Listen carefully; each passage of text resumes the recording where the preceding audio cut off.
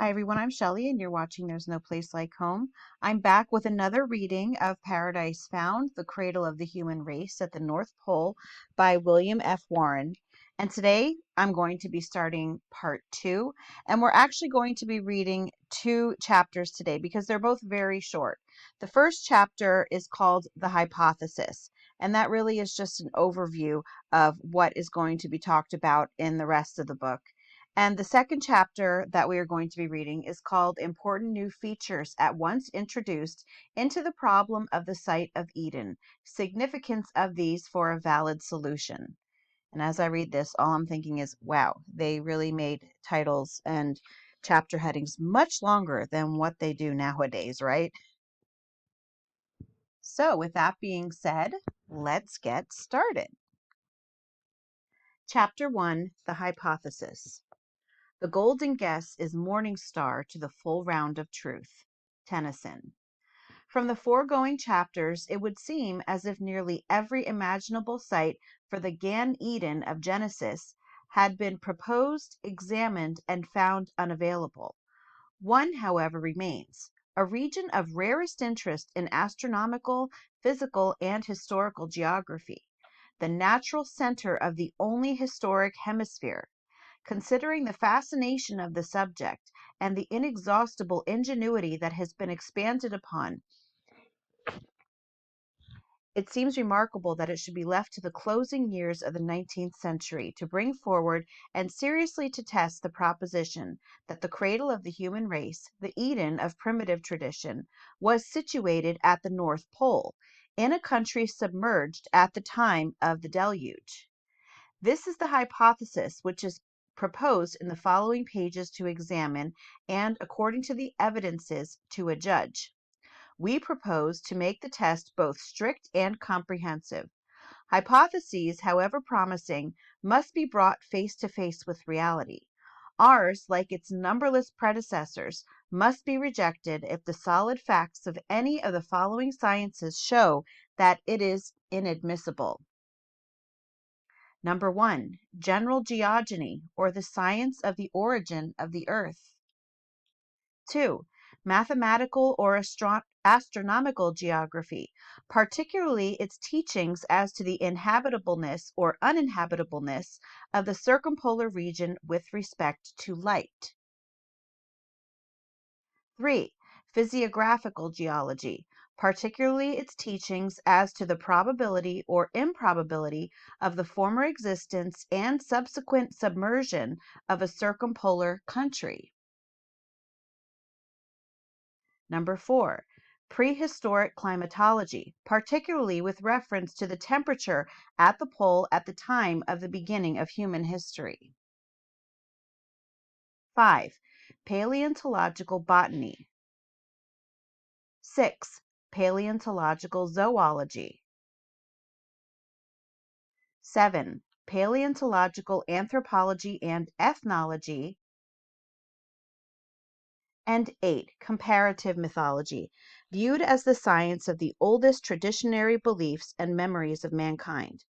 On the contrary, if the hypothesis is capable of meeting this eightfold test, and especially if we can show not only that it is admissible, but also that in greater or lesser degree it is supported by the positive evidence of the facts in nearly all of these fields of knowledge, we shall afford a much more complete and convincing verification than is at all unusual in matters of prehistoric research. And that is already the end of that chapter. Chapter 2, Important New Features at Once Introduced into the Problem of the Site of Eden, Significance of These for a Valid Solution. It appears, then, to be a condition of a genuinely scientific hypothesis that it be not destined always to remain a hypothesis, but be certain to be either proved or disproved by that comparison with observed facts which is termed verification. Verification is proof. If the supposition accords with the phenomena, there needs no other evidence of it. John Stuart Mill.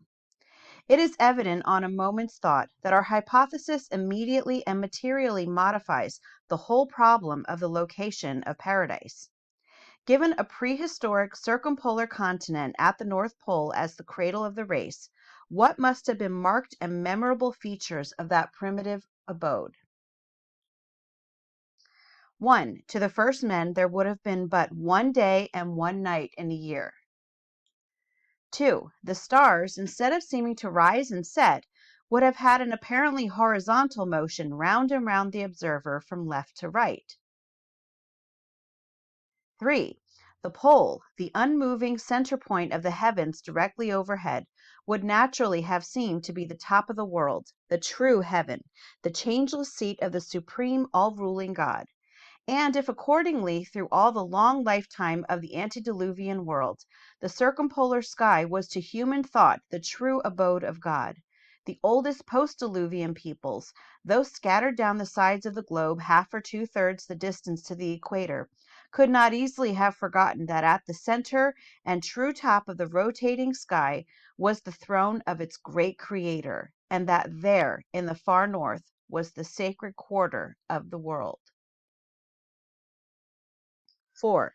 Standing at the pole of the earth, an observer would be not only directly under the center of the celestial hemisphere, but also directly on the center of the surface of the terrestrial hemisphere.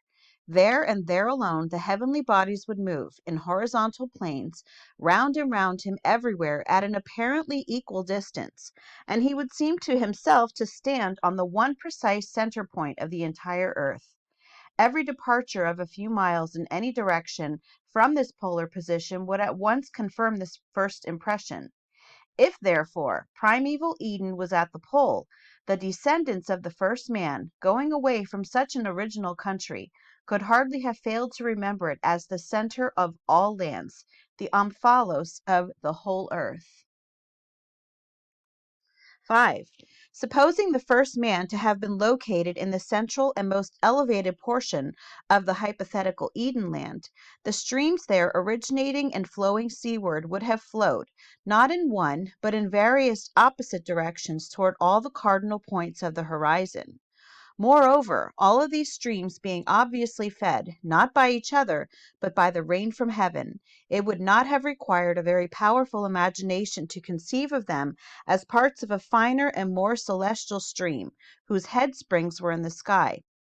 If, finally, the streams flowing in the opposite directions grew at length into four opposite flowing rivers, flumina principalia, as many old theologians have called them, dividing the circumpolar land into four nearly equal quarters, it would have constituted a never to be forgotten feature of that first home of men. 6. In another chapter, we shall expose the baselessness of the popular impression that at the pole 6 months of every 12 are spent in darkness, and shall show that, on the contrary, less than 1/5 of the year is so spent, while more than 4/5 are spent in light. This being true, a primitive abode in that part of the world would have been remembered by the descendants of the first man as preeminently a land of beauty, preeminently the home of the sun. Moreover, Arctic explorers find it impossible to describe the nocturnal splendors of the aurora borealis in those regions, the whole top of the globe ofttimes seeming veiled in and over canopied with quivering curtains and banners and streamers of living, leaping flame. It is therefore easy to believe that once exiled from such a home, mankind would ever have looked back to it as an abode of unearthly and preternatural effulgence, a home fit for the occupancy of gods and holy immortals. 7. Finally, assuming the prevalence of an equable tropical temperature, we find the biological conditions of the region, such as the extraordinary prevalence of daylight, the intenser terrestrial magnetism, and the unparalleled electric forces which feed the northern lights, all combining to raise a high probability that if ever such a land as we have supposed existed, it must have presented forms of life surpassing those with which we are familiar, a flora and fauna of almost unimagined vigor and luxuriance of development. Under such conditions, men themselves may well have had a stature and strength and longevity never attained since the deluge, which destroyed the world that then was, and immediately or ultimately occasioned the translocation of the seed of our new post-diluvian humanity into the cold and barren and desolate regions of the northern temperate zone. And if the first men were of the stature and strength and longevity supposed, how certainly would traditions of the fact linger in the memory of mankind long after its exile from its earlier and happier home. I'm just going to interject here. I've been pretty good, so I'm going to interject here that is very reminiscent of the Smoky God, in which they encountered what they call giants at the North Pole region. So I think that it's very interesting that there are many of these similarities between these stories of people encountering giants while in the North Pole area. Going back to the reading now. Glancing back now over these various points, one instantly sees that they present conditions of human existence totally unlike the conditions of life as we know it, or as it ever has been known in what are called historic ages. They necessarily modify in the profoundest manner the whole problem of the site of Eden. No solution ever heretofore presented exposed itself to refutation at so many points. None ever before postulated so extraordinary an adjustment of both heavens and earth. None ever before required, in order to its establishment, so incredibly wide a concurrency of testimony. Against no other has it ever been possible for the very stars in their courses to fight. If false, it demands of human tradition shadowy recollections of world conditions which have never existed in human experience. A hypothesis so peculiarly difficult must surely break down, if it be not true, promising the reader, therefore, not a new ignis fatuus chase, but at least the satisfaction of a definite result as respects one hypothesis. We cordially invite his critical and patient attention to the facts to be presented in the following chapters. And that is the end of that chapter, and that is the end of part 2. And as I'm reading this, I just keep thinking to myself, wow, entropy is evident even just in the language. As I'm reading this, I'm just thinking people just don't write like this anymore. So just an observation that I made. But anyway, I'm hoping to get another installment of Paradise Found out either next week or the following week, Lord willing. But as of right now, that's all that I have for you today. If you like this video, give it a thumbs up. If you haven't subscribed yet and would like to hear more of what I have to say, I would love if you would do that. If you have any questions or comments, you can leave one either here or over on Instagram. And if you like my work and would like to check out my YouTube membership page, I will leave a link in the description box for that, or you can just click on it on my channel page. And I hope you have a great day.